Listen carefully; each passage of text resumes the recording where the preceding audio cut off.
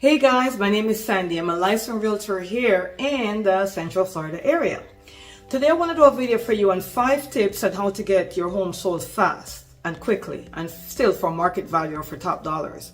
We know we're in 2024, interest rates are high. We don't have a lot of motivated buyers per se. We still have some, but not as much as we did in the COVID market. A lot of people are still burned from the COVID market, meaning that they still want the same interest rate and sellers still want to get, multiple offers on the market still. Sellers are still looking for multiple offers. Buyers are looking for a great deal, but they're also looking for low interest rate. And the interest rate is not 2 or 4% as it was before. So if I'm selling my house in today's market, 2024, this is October, it's an election year, all kind of craziness is going on in the world. How do I sell my home if I need to sell right now? Maybe I'm divorcing, maybe I'm getting married, maybe I'm upsizing, maybe I'm downsizing, maybe I'm relocating, maybe my family is growing, maybe my family is not growing, who knows, okay? But if you have to sell in this market, here are 5 sure ways to get your home sold fast. The number one thing is do a preliminary home inspection. Do a preliminary home inspection. If anything comes up on that home inspection that you need to fix, I would suggest getting it fixed. If you have a roof over 5 years old, when the home inspectors do their home inspection, make sure they also do a roof mitigation test as well. Okay, so you got to do that. The second thing you got to do is do a preliminary title search to make sure everything is good on the home. There's no anything that's going to come up on the title report. Everything is good. That's the second thing. Third thing is you need to stage the home. You need to depersonalize your home. So you got to get rid of all the family pictures and all the vacation pictures and all that great stuff and neutralize the home. That is very important. Another thing is we have to price to sell. We cannot price the COVID market. We have to price to sell now. Pricing to sell is going to be critical because if you price it too high, it's going to sit on the market. Buyers are going to want to offer all kind of low prices because your home has been sitting for a while or because you're going to have to keep reducing the price. So it's going to send a message to the buyers that you're desperate and you don't want that. So you need to price to sell. One of the ways to price to sell is one, you could do an appraisal. You get an appraisal done before you put the house on the market.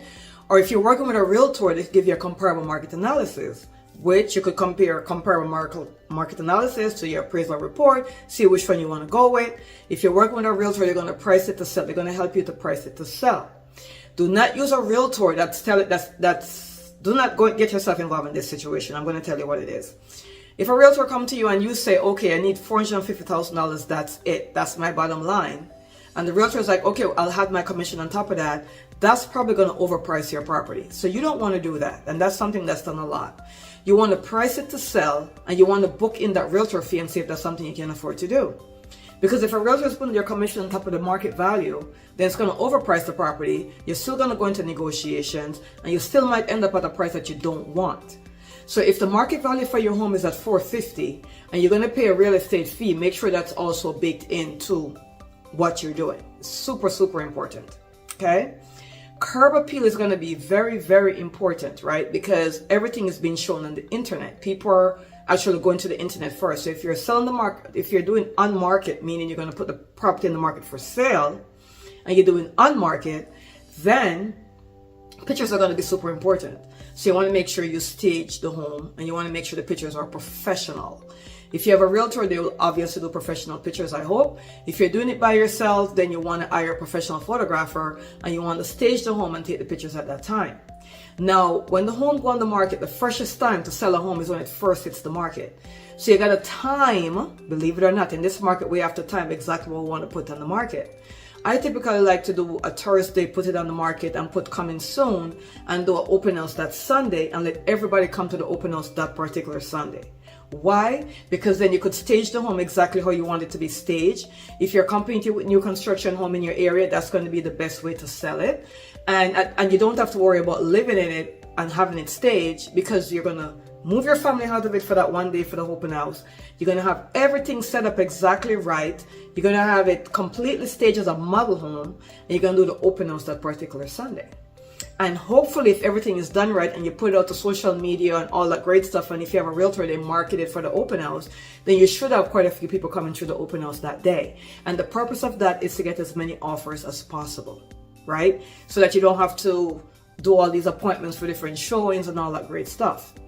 And for you to earn the best top dollars or the most money you get for your property, isn't it worth spending a day out of the house to try to get as many people in so that you could actually get an offer or many offers. You could negotiate offers after that time. That would be the best way to do it now. Now, if you're motivated to sell, that's the way I would go. So let's go over our 5 tips. We spoke about doing a home inspection up front. We spoke about if the roof is older, meaning it's older than 5 years, you want to get a special inspection done on the roof by the home inspector. If the roof is more than 10 years old, you may want to think about replacing the roof before you sell, because it's going to be hard for a buyer to get insurance on the roof if it's 10 years old or older. And I'm talking about a shingle roof, not a tile roof. A shingle roof is what I'm talking about. Let me differentiate there. Okay, we spoke about getting a preliminary title report done to make sure there's no municipal violation against a property. Maybe you replace a roof, or you did something and you didn't get the permit, or you didn't get a CFO to sign off on that. We want to make sure nothing like that is happening. We also want to make sure, if we're in an HOA, we want to make sure that we contact the HOA to make sure there's no violation. Maybe the HOA sent a letter out for you to do something, and maybe you did do it, but the HOA never came back and tick it off as it being corrected. So you want to make sure if you're in an HOA, you get that done. You want a price to sell. Price to sell. Price the home at market value so that when it hits the market, it's going to sell. It's going to cause it to sell. Anything that's priced right is still going to sell in this market, no matter how high the interest rate is. But if you put it on too high, then is going to be a problem. And remember, guys, the market value is different from what you want. It's 2 different things. Yeah, I need to get this amount for the home. I know you might need or want to get that price, but if the market value is not supporting it, you probably won't get it in this particular market. Now, don't get me wrong. You may have a unique home. You might find a unique buyer that wants to pay the price you want to pay. That's quite possible. I never say no. But more than likely, generally speaking, maybe not. The last thing is, number 5, it's probably number 7, I gave you so many tips. But the last thing is trying to find an off-market buyer. What do I mean by that? I mean that there are buyers who are very motivated to buy, that are looking for off-market properties. And we have a lot of buyers like that. So if you can find a buyer that's looking for off-market property, that's going to save you on all that marketing fee, and it's sitting on the market and doing the open house and all that great stuff. So if you have a buyer in hand before you put it on the market, that'll be the best way to do. And we have a lot of buyers like that we work with. We offer complimentary consultations. You could call us at any time or send us a text. The number should be somewhere on top or somewhere in the bottom. Send us a text, give us a call, and schedule an appointment for a complimentary Zoom call where we could go over all this great stuff with you, including even more. But find an off-market buyer, right, for your off-market property if you didn't list it yet, may be a great way to go. You could also use some of the ways to find an off-market buyer, maybe through your Facebook groups.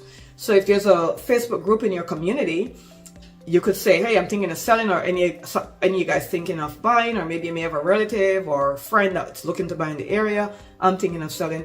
That's a great way to find an off-market buyer. Okay. Anyway, thank you so much. I appreciate you listening to me.